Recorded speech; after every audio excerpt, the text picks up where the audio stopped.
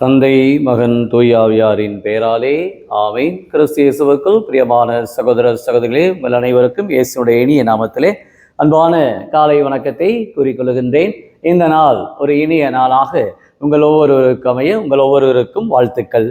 தாயாம் திருவை இன்றைய நாளிலே ஜூன் மாதத்துடைய 16ஆம் நாள் இன்று புனித பிரான்சிஸ் ரெஜிஸ் ஜான் என்பவரை நினைவு கூறுகின்றது.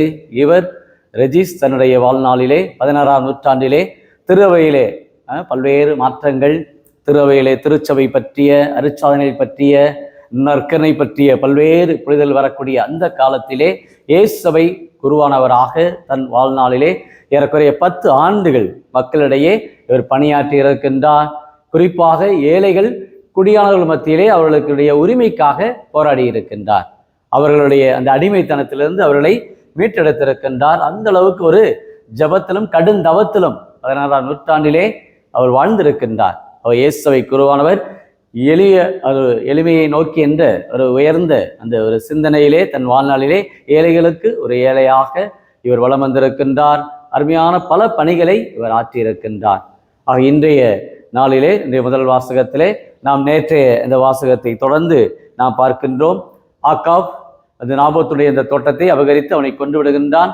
அதன் பிறகு ஆண்டவர் எலியா இறைவாக்கினரை அனுப்பி அவரிடத்துல சொல்கிறார், நீ கொலை செய்து கொள்ளையடித்திருக்காயா இல்லையா? எனவே நீ அவனிடம் சொல்ல வேண்டியது, ஆண்டவர் இவ்வாறு கூறுகிறார், நாய்கள் நாபோத்தின் இரத்தத்தை நக்கி அதே இடத்தில் அவை உனது இரத்தத்தையும் நக்கும் என்று சொல் என்று சொல்லுகின்றார். பாருங்கள், அப்பொழுது ஆகாபுடைய உள்ளம் பதபதைத்து போகிறது. சாக்குடை உடுத்தி எப்படியாவது இந்த குற்றத்திலிருந்து, இந்த தவறிலிருந்து நான் விடுபட வேண்டும், அதுக்கு என்ன பிராயச்சித்தம் பண்ண வேண்டும் என்றால் அதுக்கு நான் தயார் என்று அதுக்கு அவன் பணிந்து நடக்கின்றான், தாழ்ச்சியோடு இருக்கின்றான். அதே போல ஜெஸ்ஸேலை பார்த்து ஆண்டவர் சொல்லுகின்றார், எசபேலை குறித்து, இஸ்ரவேலின் மதில் அருகே நாய்கள் எசபேலை தின்னும், ஆகாபை சார்ந்தவர்கள் நகரில் மடிந்தால் நாய்களுக்கு இரையாவர், நகர்ப்புறத்தை இறந்தால் வானத்து பறவைகளுக்கு இரையாவர் என்று குறிப்பிடுகின்றார். எலியா இறைவாக்கினர் இவ்வாறாக இருவரிடத்திலுமே, கணவரிடத்திலுமே மனைவியிடத்திலே ஆகாப், இருவரிடத்திலே ஜெசபேல், இருவரிடத்திலுமே சொல்லுகின்றார். பாருங்கள், செய்த அந்த தவற்றுக்கு உடனடியாக ஆண்டவர் இங்கு தண்டனை கொடுக்கக்கூடிய அந்த ஒரு நிலையை பார்க்கிறோம். இன்றைக்கு எத்தனை உறவு சிக்கல்கள், அநேகவே சொத்து பிரச்சனை, நிறைய குடும்பத்திலே பார்க்கிறோம். சொத்து பிரச்சனை, குடும்பத்திலே தகராறு, குடும்பத்திலே பிணக்குகள், குடும்பத்திலே பணத்தால் பிரிந்த குடும்பங்கள், அநேக குடும்பங்கள் இன்றைக்கு எதிரிகளாக, வேண்டாதவர்களாக, விரும்பாதவர்களாக, வெறுக்கத்தக்காதவர்களாக இன்றைக்கு அநேகர் வாழ்ந்துகின்றார்கள். இன்றைக்கு புகழோடு வாழ்வது ஒரு தனிப்பட்ட ஒரு சொத்து. ஆனால் அதே இது நம் நிம்மதியோடு வாழ்கிறோமா, அது ஒரு குடும்பத்தினுடைய ஒரு சொத்து. அதான் இன்றைக்கு எத்தனை ஒரு உறவோடு இருக்கிறோம். சிந்திப்போம். ஆண்டவர் இன்றைக்கு அருமையாக இன்றைக்கு நம்முடைய இறைவார்த்தை வழியாக சொல்கிறார், உன் பகைவனுக்கு நீ அன்பு காட்டு, உன் எதிரிகளை நீ அன்பு செய், உன்னை வேண்டாம் என்றவர்களை தேடி சென்று உன்னை துன்புறுத்துவோருக்கு நீ ஆசி கூறு என்று சொல்லுகிறார். இதெல்லாம் இயலுமா? மனித இயல்பிலே இதெல்லாம் முடியுமா? நிச்சயம் முடியாது. கண்டிப்பா மனித இயல்பிலே பொறாமை, வெறுப்பு, ஆணவம், அகந்தை, நான் ஏன் அவனுக்கு இறங்கி போக வேண்டும், நான் ஏன் இப்படி இருக்க வேண்டும், அவன் இப்படி செய்கிறானே என்று நாம் பழிக்கு பழி, கண்ணுக்கு கண் என்று அந்த வாங்கக்கூடிய அந்த மனநிலை தான் நம்ம இடத்துல இயல்பாக உருவாகும். ஆனால் உண்மையிலேயே இயேசுவால் ஆட்கொள்ளப்பட்ட ஒரு மனிதனிடத்திலே இப்படி நடக்காது. தெய்வ இயல்பு நம்மிலே மலர வேண்டும், தெய்வத்தன்மை நம்மிலே மலர வேண்டும். அதைத்தான் ஆண்டவர் இன்றைய நாளிலே நமக்கு கூறுகின்றார். எத்தகைய ஒரு மனப்பாங்கோடு இன்றைக்கு இருக்கிறோம்.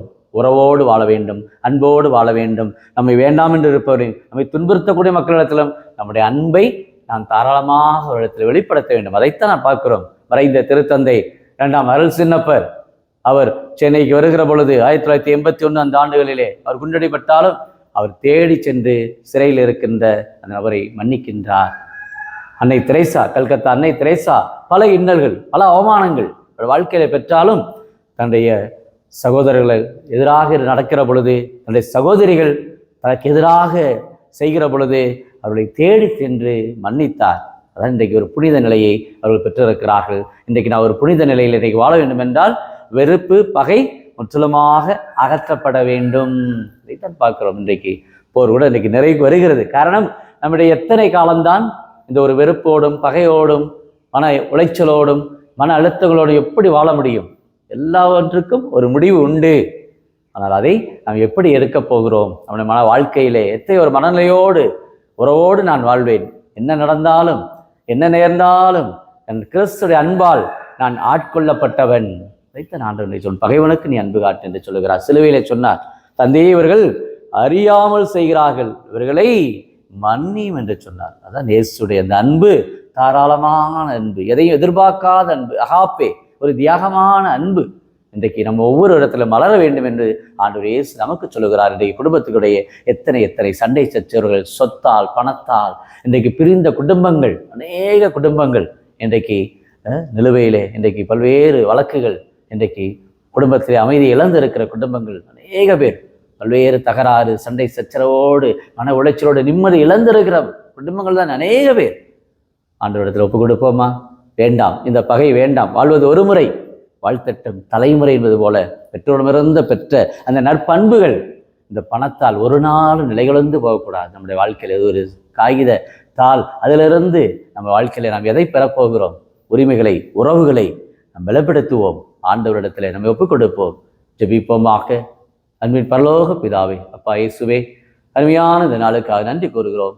இந்த செவ்வாய்க்கிழமையிலே கோடிய தூய அந்தோனியாருடைய பரிந்துரை ஒவ்வொரு குடும்பத்துக்கும் இந்த நாளை கொடுக்கும்படியாக நீரே எங்களுக்கு வாழ்வு, உடைய திருப்பெயரை, உடைய திரு நாமத்தை நாங்கள் எப்போ மகிமைப்படுத்துவோம் என்ற நம்பிக்கையிலே வாழ்ந்த புனித ஜான் பிரான்சிஸ் ரெஜிஸ் இயேசுவை குருவானவர் 16ஆம் நூற்றாண்டிலே சாட்சி பகிர்ந்தது போல இன்றைக்கு அன்றாட வாழ்க்கையிலே நாங்கள் ஒவ்வொருவருமே எங்களுடைய தவற்றை உணர்ந்து உம்முடைய அன்பின் மக்களாக ஒருவரை மன்னித்து மறந்து நாங்கள் நல்ல இதயத்தோடு வாழ எங்களுக்கு உடைய கொடைகளை, வரங்களை இந்த நாளை கொடுக்கும்படியாக நாங்கள் ஒவ்வொரு அருட்சாதனத்தால் நாங்கள் எங்களையே புதுப்பிக்க, எங்களுடைய உள்ளங்களில் இருக்கிற கசடுகள், தீய எண்ணங்கள், தீய நாட்டங்கள், தீய இச்சைகள் மொத்தமாக நீங்கி பரிசுத்த உள்ளத்தோடு ஆராதிக்க எங்களுக்கு உடைய உறவும், உடைய ஒன்றிப்பும், உடைய சமாதானமும், உம்முடைய தெய்வீக அன்பும் எங்களை ஆட்கொள்ளும்படி கிறிஸ்து வழியாக மன்றாடுகிறோம்.